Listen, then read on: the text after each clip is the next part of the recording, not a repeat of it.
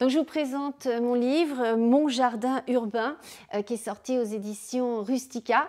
À l'intérieur, j'explique comment avoir un jardin, quel que soit votre espace extérieur, un petit balcon, une petite terrasse, peu importe.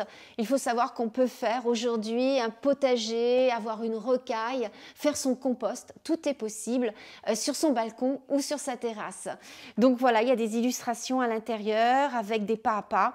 On peut apprendre à faire son kokedama, faire son terrarium, enfin bref, plein d'astuces et de conseils à l'intérieur. Cette passion pour le jardin, je l'ai toujours eue.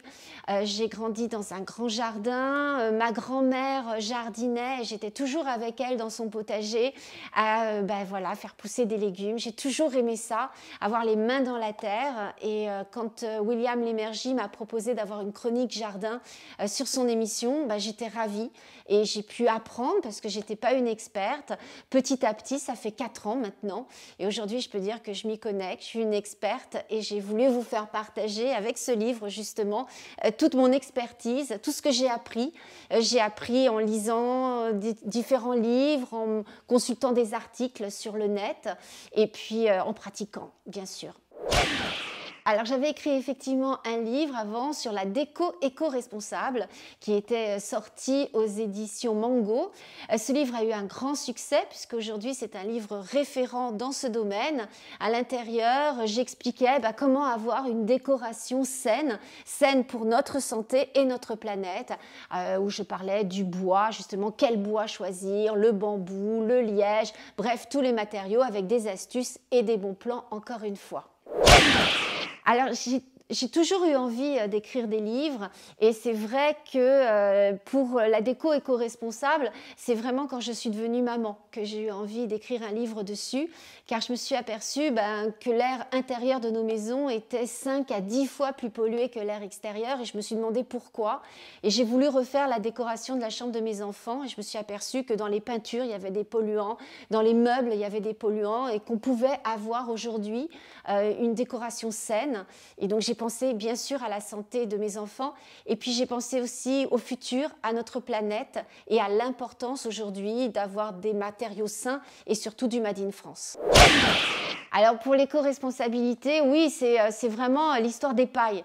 Alors ça peut paraître idiot, mais quand j'ai vu toutes ces pailles en plastique, et ces pailles aussi que je donnais à mes enfants quand il y avait des goûters d'anniversaire, je me suis dit mais c'est incroyable comme ça peut polluer ces pailles.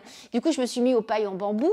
Alors je dis pas que je suis éco-responsable à 100%, on n'est pas tous parfaits, mais en tout cas j'essaie dans mon quotidien d'avoir les bons gestes, de faire en sorte d'être vraiment éco-responsable.